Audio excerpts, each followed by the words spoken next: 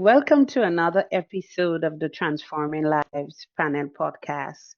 I'm one of your hosts, Charmin, and Mitzi is here with me. And of course, we have a guest today.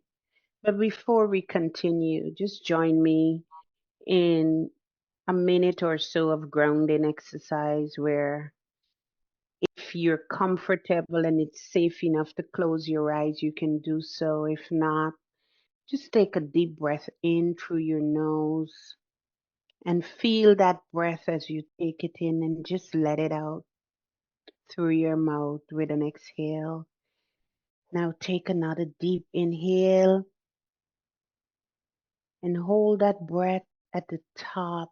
And as you exhale, just let go of the tension, the stress, the anxiety,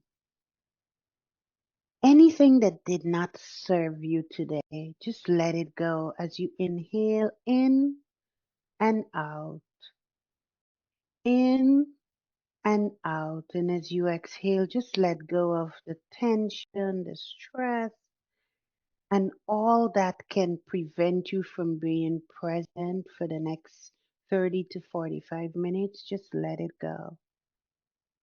And as you take another deep breath in, just feel that breath.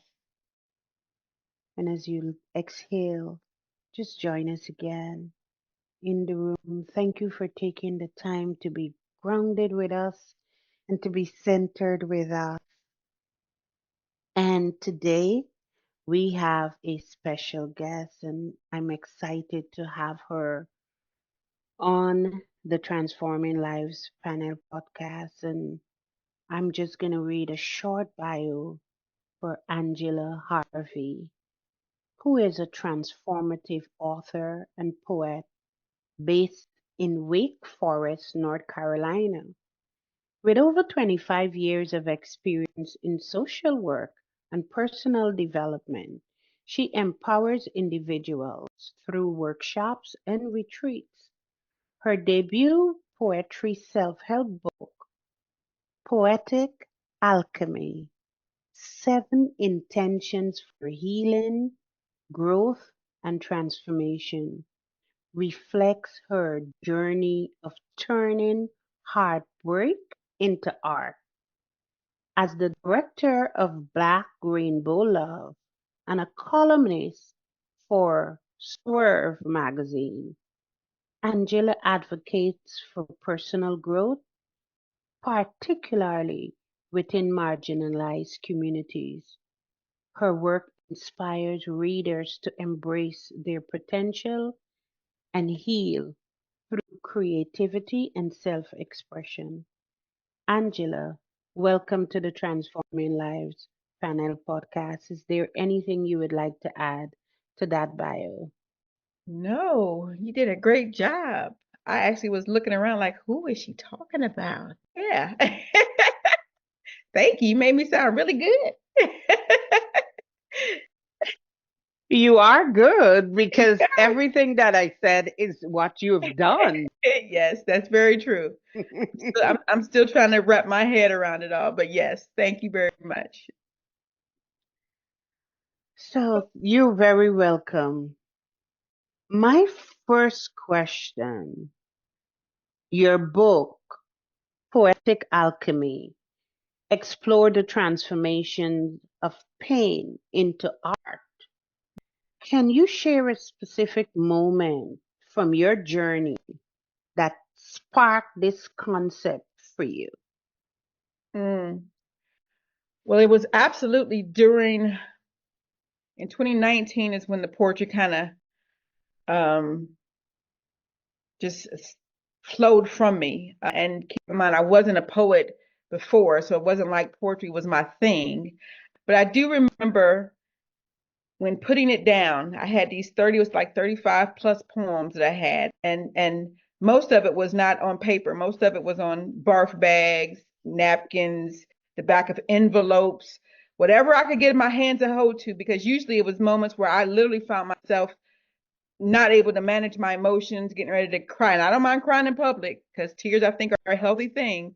But I needed to write to be able to not just go into full panic mode. But I knew that because I didn't consider myself a poet, me putting something together was not going to be a poetry book.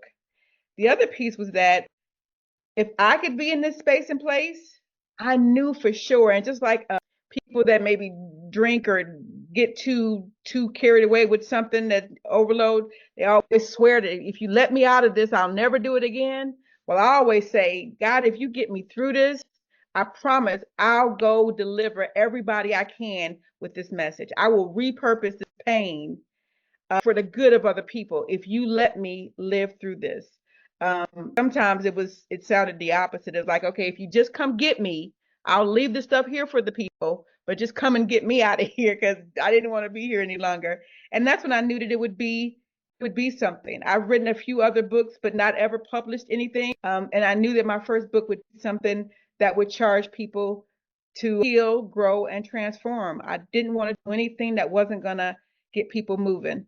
I believe that it's necessary. I believe that shared stories save souls, and I know that my story is absolutely already. It's only been out for 2 weeks. I mailed 160 copies a week ago. I've sold over 200 books in less than a month, which is unheard of for a new author, and I know already that it's transforming lives.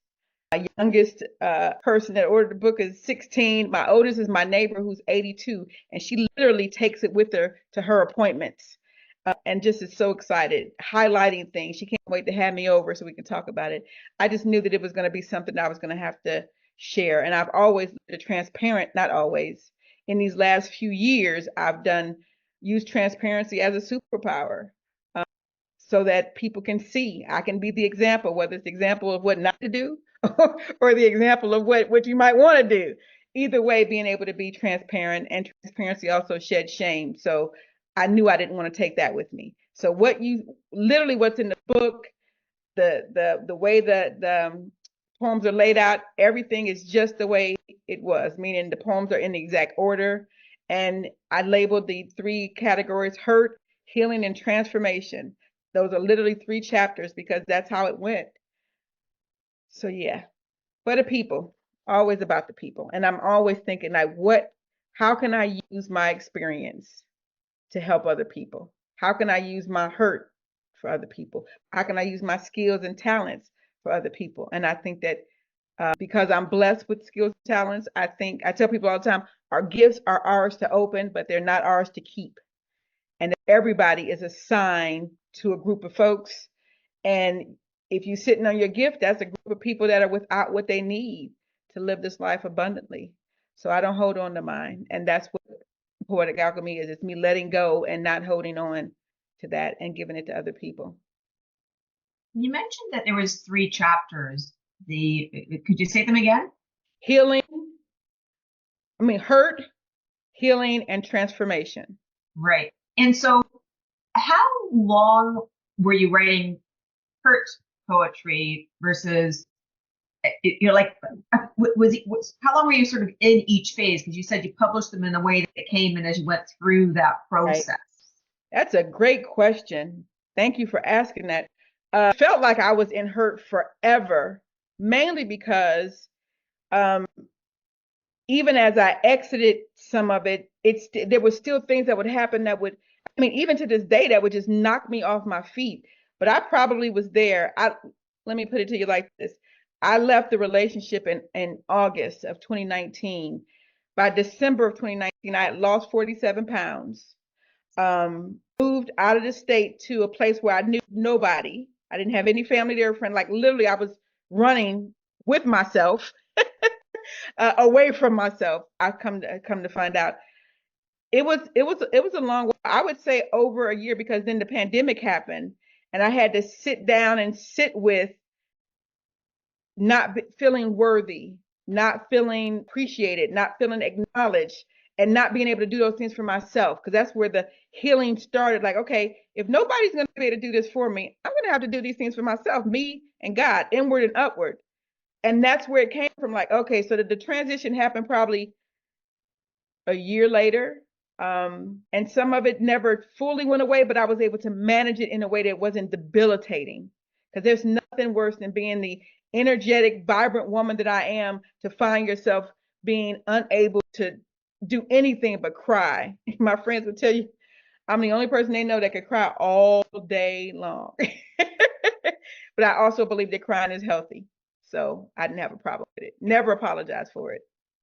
Yeah, it helps us release and get things out. And that's why it's so damaging when, especially little boys are told, don't cry. Like, it's so important to be able to have the freedom to get those emotions out. And then transformation, the last part of it. Talk a bit about that. Here's the great part about that. What I've come to understand and believe, wait a minute, before I go there, I didn't know why these poems were coming out of me. I didn't know why this was so instrumental to my healing. And I read a book by a friend of mine that she just published by Alexis Gums, and it was about Audre Lorde. And Audre Lorde said that the function of poetry is to excavate the politics of submerged emotions. Wow. Like, that was it. Like, okay, it was something that needed to happen inside of me that only poetry could do. And I didn't get that information until after the book was published, because if someone had asked me why, I would have like, it just doesn't happen. But now when you talk about the excavation of the politics of submerged emotions, like, what? Transformation came and only came when I started to accept responsibility for the places I had been in. Because initially it was everybody else. I remember begging the moving people, like, please don't take advantage of me. Please don't say you're going to do something and not do it. I mean, I'm begging people not to take advantage of me. I'm begging people to respect my wishes. I'm begging people to do all these things. And I didn't have any hand in any of that, meaning I wasn't taking care of myself, but I'm begging other people to do it. But my transformation came when I said, stop asking why somebody else is not doing something and ask yourself why you're not taking care of yourself. So literally, I turned all those questions around. Okay, why did they treat me this way? Why did you stay while someone treated you this way? Why did you not seek something someplace else? Why did you not? And those things begin to transform how I thought, what I felt, what I could do. It made me stronger. It made me powerful. And most people don't take responsibility because they don't want the weight. But I didn't mind taking the weight. I will take the weight for me, because that's what I was getting to. I was getting to me. And that's what was so pivotal for me. Even now, I think about it, this transformation was me being self-aware, me having to take responsibility and leaving nobody else to blame. Literally for decades, I taught other people how to treat me, and I did a horrible job. I taught them. Nobody else taught that class. I taught that class, and I gave horrible instructions. I said, you don't have to listen to me. You don't have to say please. You don't have to say thank you. You don't have to be reciprocal. You don't have to love me. You don't have to call me. I taught them all of that. And then I got to a place where I needed those things to happen and was wondered why people didn't show up. So that transformation for me came, it started happening. It was an overlap. So as I begin to heal, like with any wound, you want to go get some stuff put on, and you're like, okay, at some point you have to figure out what made you fall. And I just started thinking about those things. And a lot of the questions in the book came from the questions I would ask myself. I literally started writing questions and answering those questions myself. And it was a powerful thing to have happen. Most people don't have the time that I had. I had the pandemic, literally to sit with myself. Most people didn't take advantage of that time that they had. I sat with myself and I grew and healed and pulled stuff out of the closet. Like I always tell my clients, like, go get that box that you put all your stuff in. Let's sort the stuff and wash it and dry it and fold it and put it up. I did all those things for myself, me and my therapist. I had a therapist at the time. But that transformation, when it came, left me powerful. I was 45 pounds lighter. In the midst of that, I cut all my hair off because they said your hair holds stories. Well, I needed that story to be gone. I wrote a couple of poems about in the book. I needed that story to be gone. And I didn't even know how true it was. But what I did know is that if that's what was going on in my head, I needed it to be gone. And I decided not to grow my hair back because people people saw me. I saw myself and made a decision that I officially broke up with hair. So I haven't had any for now. It's been on the 7th in 2 days. It'll be 5 years since I cut my hair off. So yeah, and Wow. that was transformative. So I'm down to a size 12, which I had never been that small as an adult. I had this bald head and kind of looked decent with it. And so there was some confidence that came with that. There was some definitely some boundaries that came with that. I mean, I was more protective of myself. And so when you talk about transformation, you have to talk about the responsibility that you're willing and able to take for the places you've been and where you're trying to grow to. And I'm totally responsible for that. Where before I left it up to other people. I don't do that anymore. Wow. There is so much I want to ask you to unpack. You mentioned that you taught people how to treat you. L- Our listeners may be, let's say a listener is asking, how do you do that? How do Mm. you teach people to treat you? Let me give you a great example of something that we do all the time. Someone does something to us and they come back. If you're blessed enough to have somebody apologize and they say, I'm sorry. And the first thing we say is, oh, that's okay. We dismiss it. Literally, I spent a lifetime going, oh, that's okay. So much so that people stop apologizing. I was a genie in the bottle and people didn't have to ask for anything. I would just show up and do it, but then they wouldn't say thank you. And then they would say things like, I didn't ask you to do that, which they would be right. They didn't ask me to do that. And me doing things in spite of people. Literally, I put it this way. I stayed in the ring, even though people were knocking me out. I mean, I would get up and like get myself together, get my bearings together, and then go back in. But I never had my dukes up because I didn't know how. And my sister passed away in 2021, and she used to always say, Angie, F them, F them. And I was like, I don't have a F you. Like I literally would go in, not hitting, I would just go in, just kind of blocking, like, hey, it's me. I love you. Don't hurt me this way. But I would always go back in. People were used to that. So much so that when I began to recover from my codependency and set boundaries and transform and make a commitment to myself that I will never, ever again in this lifetime ever let me down. I will not ever let me down. You can let me down if you want to. I won't ever do it. And those things then leave people not knowing what to think and feel. So a lot of people have gone away. A lot of my family members have gone away. They think I'm angry. When I'm not angry, I'm saying no. And I'm not saying no to you. I'm saying yes to me. And anybody that has a problem with you putting you first is a part of your problem. That left a lot of people. And I taught them how to do that. That's why there was grace. I'm still not angry with anybody because I accepted the little that they gave. And I gave all of me, knowing that I was going to be left with nothing. And then you keep your fingers crossed that somebody's going to show up for you. Well, we all know how that works.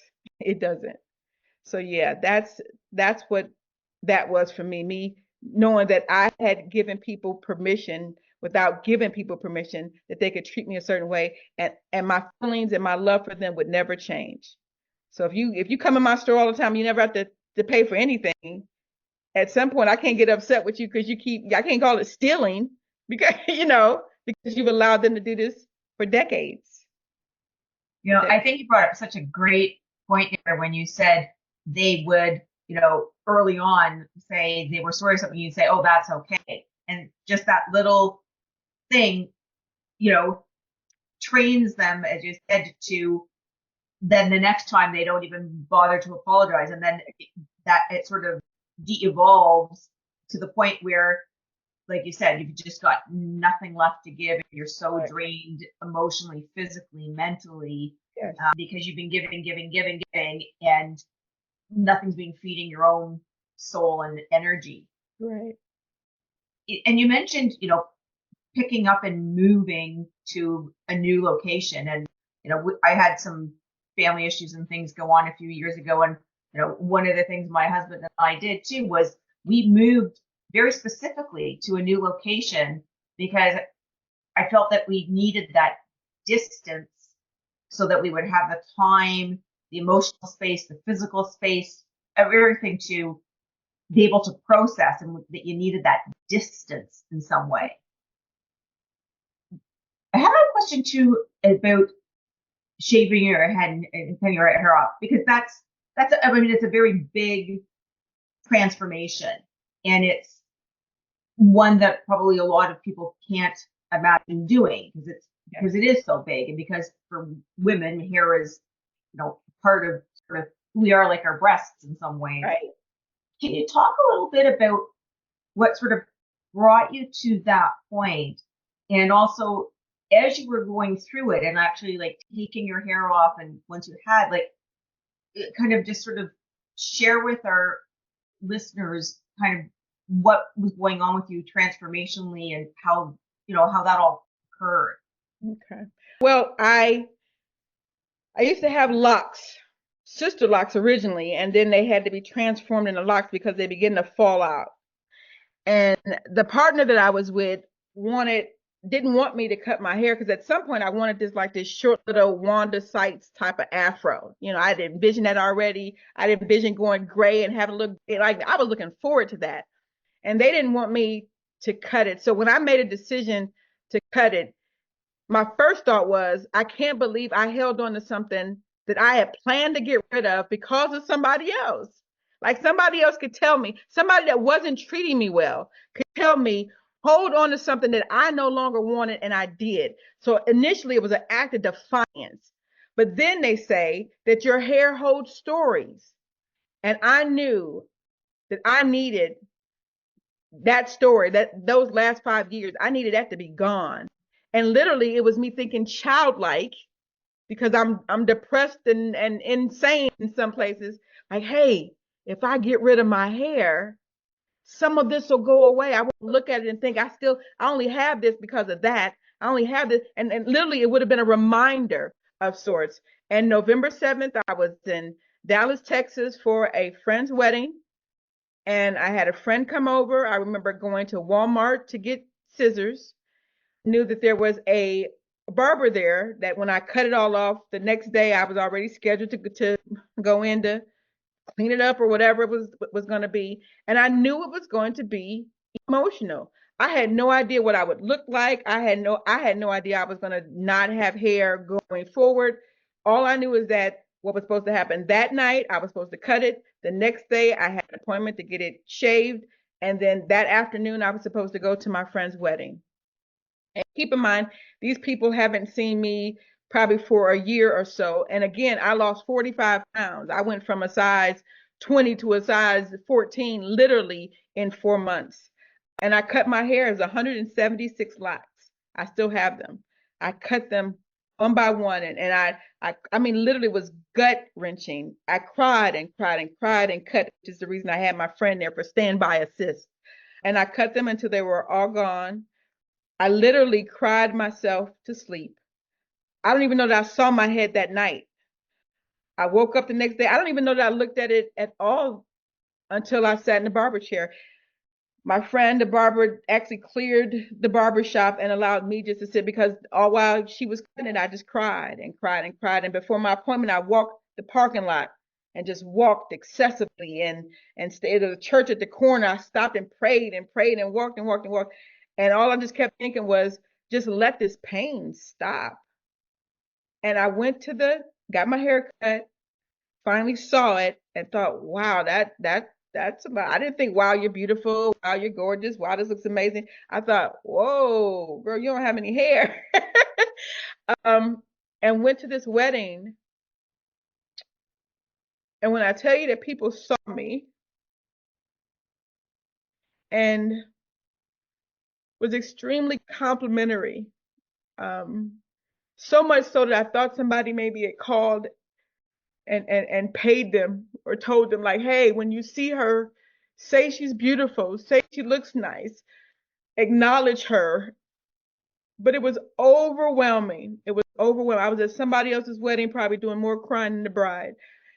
It was overwhelming because I thought to myself, not only was my hair there and there for somebody else, but it was covering me, and covering me not from from keeping something from me, but keeping me from something. And that was all I needed. That was all I needed. That was all I needed.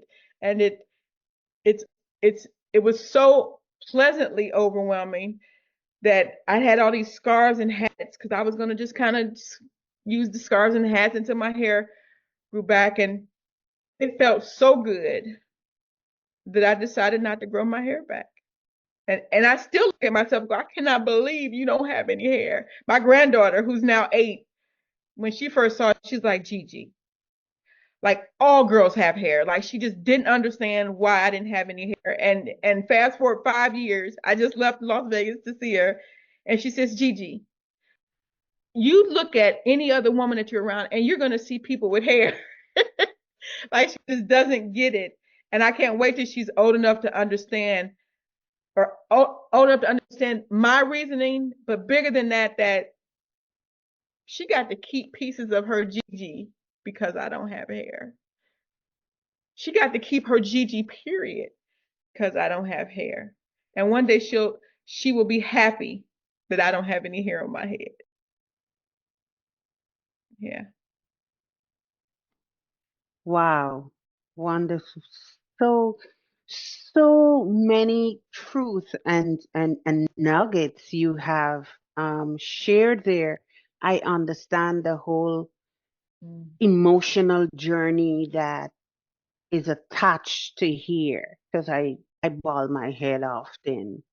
Um, and so I understand that and the courage that it takes to do that and then to embrace it for 5 years. So I commend you for that. Thank you. Thank you. Initially, I wouldn't even say that it was courage. It was pain. Like I said, I almost thought childlike. Like if I cut my hair, some of this pain will go away. And it did, but it didn't. It wasn't necessarily attached to just my hair. It was so many other things. But yeah, thank you. It now I would say it took some courage. I don't know that I was happy-go-lucky. I would go, hey, let me cut my hair. But all things happen for a reason, and I believe that for sure. But thank you, I appreciate that. You're welcome. Um, how can we use creativity as a tool for emotional healing? Mm, mm. Great question. Some of the things that I speak about in the book, I give questions and prompts for people to do certain things. And as a therapist, I know that most people are guided to places by questions and prompts. People will say, oh, I'm not creative. And initially, people think poetry has to rhyme, or poetry is just a story. And 9 times out of 10, it's a story of what you're feeling, or something that you felt, or something that you want to feel, just like a song. But creativity isn't just that. It's not limited to just writing. Creativity is when people scribble on a piece of paper to indicate that they're maybe bored, or maybe they're this. Creativity can be so many different things, and people don't coin it as creative. All of those little things that we do, from I got a little squishy ball, and sometimes you kind of take the little squishy ball and you do this. Every little thing can be creative. It's a relief. Somebody said, I want to say that something that serves you. You said in the prayer, releasing something that doesn't serve you. Creativity, in any way that you express it, is about you being able to release something that doesn't serve you. You think about every song, every poem, every art, every book, every word, every something that somebody did. It was something to either serve you or not serve you, because nobody tells a horror story quite like me. Sometimes I scare myself so bad I'm under my own bed. And so I had to learn how to stop telling those stories. In order for me to do that, I had to write a different narrative. And again, almost all of it is without our permission. without our permission. Most artists and creative people will tell you, I just picked up a brush. I've never written a book. I have an award-winning documentary. I had never, ever gone to film school. It's been in 31 film festivals and won 11 awards. I had never held a camera, never directed. I didn't even know what a director was. I had to look that up after I did. I'm like, oh, we got to put credits on here. I was like, oh, I did that. Oh, I did that. I did the movie poster. I wrote the theme song myself. It it's the thing that oozes out of us that gives us hope and dispenses hurt and gives us confidence and dispenses crazy. And we all do it, and we do it in different ways. So when people say I'm not creative, there's none of us are not creative either. The way we tap on a desk, clicking a pen. People don't consider those things creative. Why? But it's doing something for you, you know? And those are things I learned. I've always been a creative person. I don't know that I ever realized the release that it has and the ability that it has to be able to heal and transform you in different ways, to be able to help you get rid of something or to help you keep something. And those things are very powerful. And everybody doesn't need to go out and try to be creative. You really just have to be authentic. And authenticity to me is acting like a 2-year-old. You know, a 2-year-old does what they want, they say what they want, you know, they get the ebb and flow how they want. And I tell people, if you're not, you can't be keeping it real if you're not acting like a 2-year-old. Because 2-year-olds don't hold their truth and they don't let you get by with, I'll tell you later. No. 2-year-old want to know right now, what's going on? What is this? And so I tell my granddaughter when she says, well, Gigi, why are you going to do that? I said, I'm going to teach grown folks how to act like a 2-year-old. Because that's some of what I do in trying to keep people authentic.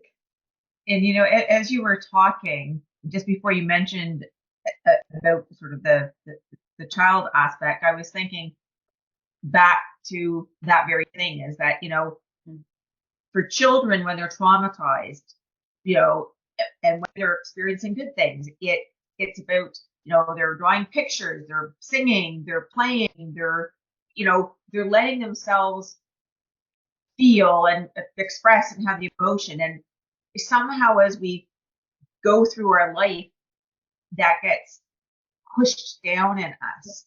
And what we have to do is find a way to let that back out so that we can, like you say, process those emotions and go through and do that. And art, poetry, drawing, painting, yoga, whatever it is, it's a way to just let feelings be out and give yourself space and time.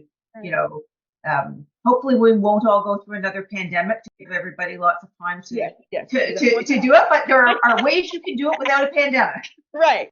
Absolutely. And I thank you very much for bringing that up. You're absolutely right. And I don't think we did it consciously. I think it was done to us. Our parents first suppressed who we were because they didn't want us to embarrass them. They wanted order. They wanted things, you know, people took it personally if they cooked broccoli and you didn't eat broccoli. So then you had to learn to eat broccoli just because your mother cooked it. All types of things where you literally taking and ripping our authenticity and our individuality away from us. And so, yes, trying to get people back to that place is very difficult because they think it's childlike and don't see the benefit of it. But most people that are sitting in places and spaces where they're unable to transform are sitting in places where they're not doing anything, and not just physically not doing anything, but emotionally not doing anything. Mental movement has to happen. That's the tool. This is the tool right here. This mind that we have here. And most people don't use it in any capacity, let alone something creative, because it's shut down. And I'm giving people I know that things shut down for a good reason, but also there's not anything on my body that can shut down that I can't restart. And we have to know that. Wow. Wow. Go ahead, Mitzi. I was just going to say, you mentioned that you don't let yourself shut down, that you have the ability to restart yourself. Can you talk a little bit about what that process is like for you? Because I think that might help a lot of our listeners. Absolutely. If I was to to approach anybody and said, hey, let me take your authenticity. Let me take your passion. Let me take your purpose. Let me take your rent. Let me take your mortgage. Let me have your, people would fight me, but they don't do that when it's them that is robbing that of themselves. And so literally what I say to myself is, Angie, if somebody called me, if one of you all called me and I just met you and said, I need some eggs, I would get right up out of my bed and go get the eggs. But I would sit and go, oh, I'm hungry. Man, I really wish I had some, and I won't move. For me, what I made a decision to do is what I do for somebody else, I will absolutely do for me times two. I got first and everybody else got next. And I realized the benefit of me being well every day, me being well, me being having joy, defining joy and what joy looks like for me, defining peace. I have a peace now that even poverty can't take from me. And now I understand when you see people happy go lucky, you're like, wait a minute, didn't they just lose something? Yeah, but they kept something. Those are things that nobody can take from me. But you have to almost know what it is that you're going for, so that process could happen. The commitment that I made to myself, if I didn't know what joy was and didn't define it for myself, I wouldn't know how to get back to it. There would be no reason for me to get back to it. There's some people that don't know peace and joy and tranquility. They don't know what transformation. I tell people, you have to get here to prove me wrong. You have to get inside to go, oh, that doesn't work. Well, you have to get over here to say that it doesn't work. You can't say that from over there. And so again, I attempt to be the example that, and not that everybody got to be high strung like me, because I'm kind of like this all the time. But absolutely, once, like with first class, once you sit in first class, you never want to sit and coach again. Like you mad again when you got to go to coach. Like you walk past those little curtains, you're like, man, I can't wait to. Well, listen, we can all, we can all be in first class with ourselves, for ourselves, by ourselves. But you have to want to get there. You have to define what that looks like for you. And then you have to make a commitment to yourself that you're not ever going to sit any other place for first class. But you have to do it, because nobody's coming to save us. Well, there's one person coming to save us, but when he comes, all of it's going to be gone. I want to get to heaven before I get to heaven. I feel peace. I want to feel peace before I lose all the pieces. I want to, somebody said it this way. I want a masterpiece. And in order for me to have a masterpiece, I have to master peace. And I've done that. I can manage my emotions where I don't have to be worried about being on the edge and falling, because I spent years suicidal and went from being suicidal to just wanting God to come get me. Okay, I won't take my own life, but can you come get me? And God was really clear. I still have work for you to do. So I need you not to just be, I need you to be well. Wow. Whew. I need a moment there, Angela. Whoa, you're deep. So let's stay in that same vein. And can you elaborate on the 7 intentional or the 7 intentions for healing that you discussed in your book? I know through my own growth work and through the work I do with other people that there's some things that people that you can just see that people are challenged with. One of those are emotional identification. People say, how are you? I'm fine, I'm okay, and I'm good. Those are not emotions. So you can't identify, you can't manage what you can't identify. And if you can't identify them, then I don't truly know how you are. The second is self-awareness. If you're not able to be self-aware, you're not able to be self-correcting, but you also can't be self-soothing. You can't administer self-love in the way that you need to, because you're not self-aware. Starting conversations. Some of the questions some of the questions, the conversations that we need to have are what people consider hard conversations. And if you can't start a conversation, have a hard conversation, you can't dispense your truth. That means you're holding on to something. That means you get heavier. All those things. That's another one. Defining moments. all of us have had spent time in the valley. And I believe that most of our lessons are in the valley, and those lessons are actually needed for the mountaintop. But we go to the valley and we just want to get out. Like, hey, which way is the door out of here? Where you have to get down there, you have to get your lesson before you want to. Like, I go wee to the valley because I know I'm going to get something to grow somewhere. But you have to know that. Application of knowledge. I think one of the top 10 sins should be dispensing information and not teaching people application. So people read self-help books, they listen to podcasts, they do all those things, and you go, oh my goodness, that podcast was amazing. Okay, but how are you going to apply the paint? How are you going to apply the knowledge that you just learned to change the color of your world? Because if you don't apply the paint, the color of your world never changes. And then there's word exploration. I want people to start thinking about and defining the words that they use. I realized at 58, and I was 54 then, I had never defined love for myself. Love was always what I could do for you. Love was not ever what you could do for me. My definition of love always concerned somebody else, and it wasn't me. So I want people to use their words and be able to define their words. Define when you say, you care about somebody, or what growth looks like. And then the last is creative expression. And however you want to express yourself, know then that self-expression is therapy in some ways, where you're able to do something, whether it's scribbling, playing on the guitar. And in my head, these 7 intentions, I'm creating an assessment tool as we speak.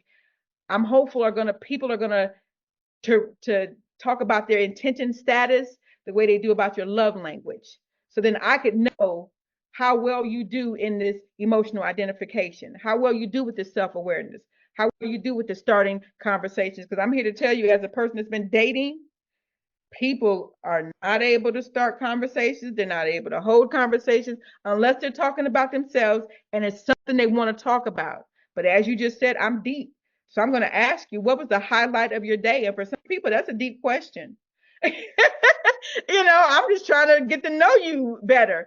Really, people not knowing how to have these conversations. And it looked different when we were in our 30s, because in our 30s, we didn't know a whole lot. Well, now in my 50s, I'm not getting ready to connect with somebody who's still kicking it by the kiddie pool. I live in the ocean, and I'm unapologetic about how deep I am. I don't mind going to the kiddie pool to visit, but that's not where I'm going to live. So yeah, those are the 7 intentions, and those are the things that I cover in the book. And it's 7 intentions that have 2 questions or prompts behind every poem. So that's 14 per poem, and there's 37 poems. Literally, you could get through that. Anyone that gets through that book, I guarantee you growth. I should have probably put that in the book. There's guaranteed growth if you actually work those intentions. You absolutely will know how to identify your emotions. I keep emotional wheels. I'm showing everybody, audience, I'm showing the emotional wheel. I keep variations of the emotional wheel everywhere I go, because most adults will say, oh, I'm good. I'm fine. I'm okay. And I tell people, okay is the new depressed. So you got to come with something better than that. Or what can I do to upgrade you?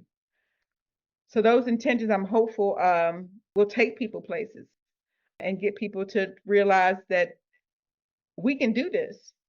So much of what that's keeping us in bondage. So much of I love when you said that, you can visit the kiddie pool.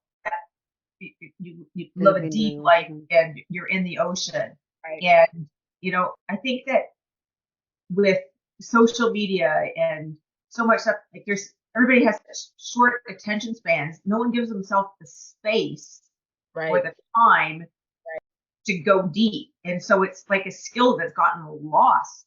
Yeah. As you say, playing is fabulous, but you also have to take time to process and think and go deep and give yourself space to let your emotions and your feelings and your expressions out.